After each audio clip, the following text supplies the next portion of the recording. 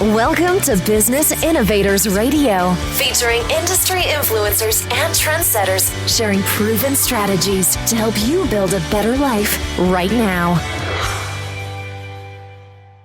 Hello, listeners. Welcome to Business Innovators Radio. This is your host, Constant Taylor.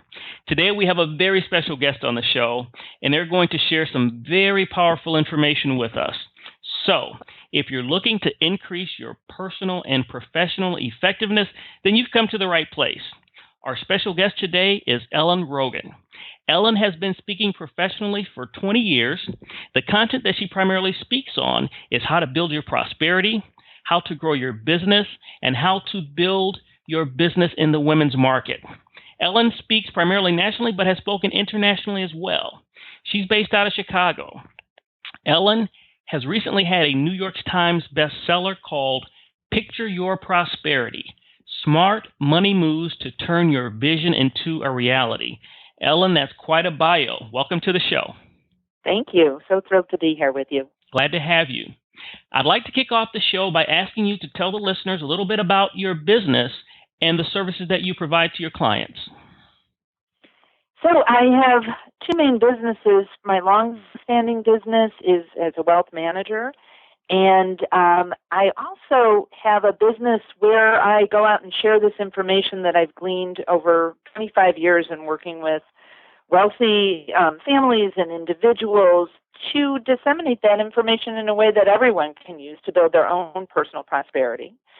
So I also speak to corporations and organizations all across the country and sometimes internationally, and really helping people figure out ways to feel and experience more prosperity in their lives.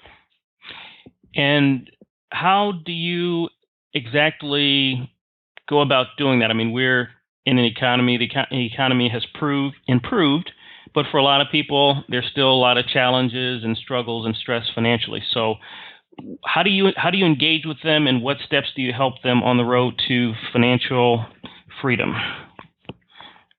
So one of the things that I've seen over all these years in being in the financial services industry is that most of the time when people think about money and talk about financial issues, they're thinking about kind of more left brain types of things, which are, how to allocate your portfolio and how do you allocate your 401k plan and budgets and how much you should save and spreadsheets.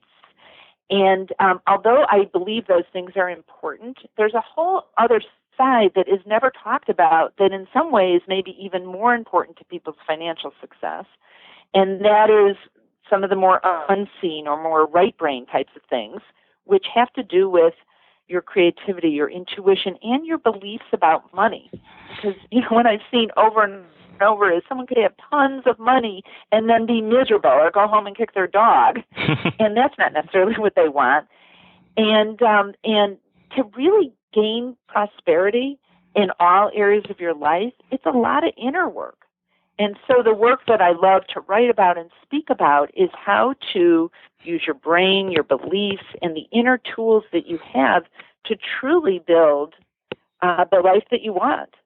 And use your money as the tool to fuel that. Okay, excellent. So do you have, if someone came to you, would there be an initial consultation? Is it a paid consultation, a free consultation? And what types of information do you cover at that on that initial meeting?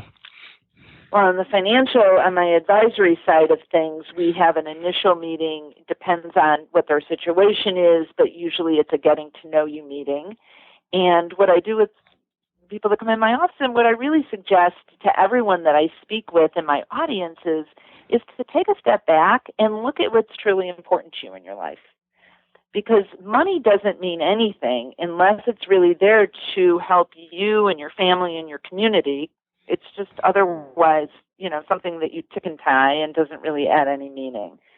So one of the concepts that we talk about in our book, Picture Your Prosperity, is about actually creating a visual financial plan or a prosperity picture. And this is the process of selecting images that represent goals and dreams that you have in your life. Right in the book, there's 32 images to start, but you can do this with actual photographs that you have or images that you find from magazines. and start to look at ones that really resonate with you.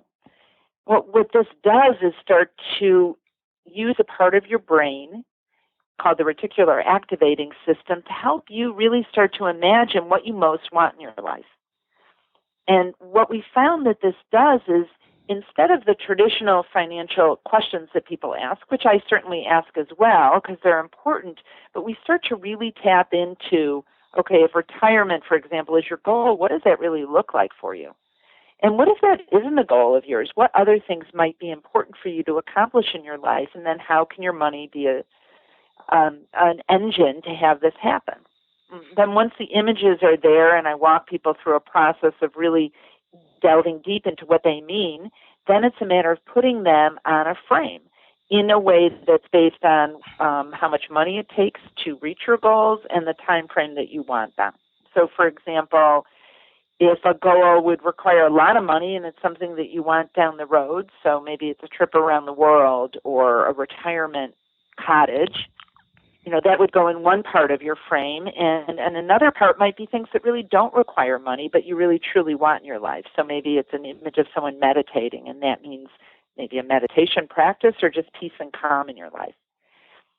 And what we found is by doing this, it creates a much more meaningful plan and gives people the why. Why do you want to save?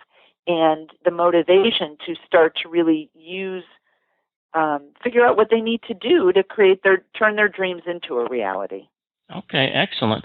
Now, sticking with Picture Your Prosperity for a moment, you have given basically the visioning stage where the person envisions what their life would look like, what they'd like it to look like.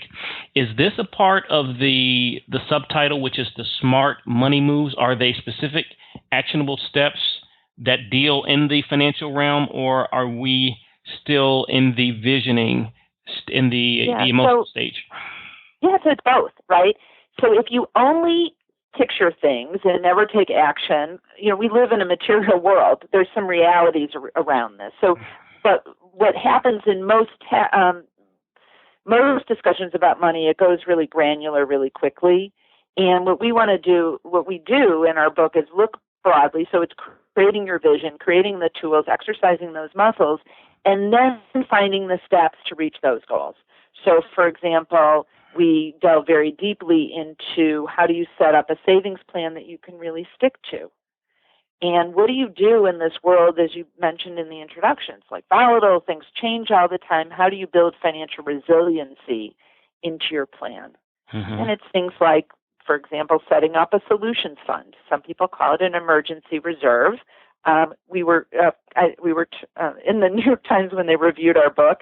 The person who wrote the review called us something like overly optimistic or exceptionally positive, which I don't know if he was thinking that was a compliment or not, but I'll take it. I think there's too much negativity around money. I agree. But wouldn't you rather have a solutions fund that helps you create something new versus an emergency fund? But it's how do you do that if you're starting from scratch? We also talk about different ways to set up portfolios, for example, in ways that are comfortable with your risk tolerance and your goals, because you may have different types of investments for each different goal that you have for yourself. So it is important to have both handled, the material and the ethereal. So the practical and the creative, the visioning, the meaningful part of a plan. And when those two happen together, that's really where the magic occurs. All right, excellent.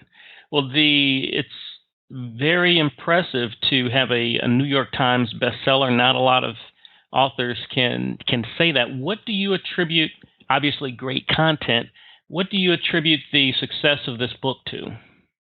Well, I would like to say we walk our talk. So we created a vision board that had New York Times bestseller on it. One of the concepts that we talk about in our book is the concept of how important giving is to building your prosperity. So when you have a goal to serve others and actually serve others, with that, things flow back to you. So this book was very much written with the goal of, we're tired of people being so negative about money and having a scary conversation about it. People are really great with money, they just don't know it. So there was a real service mission about how to get the word out. We also did a matching program with our launch where for each book purchased, we matched one to a person in need.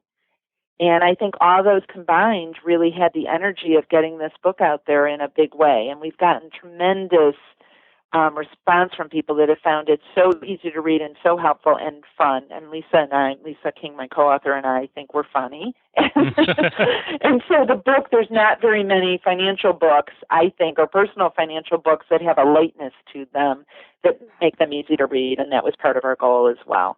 Okay, excellent.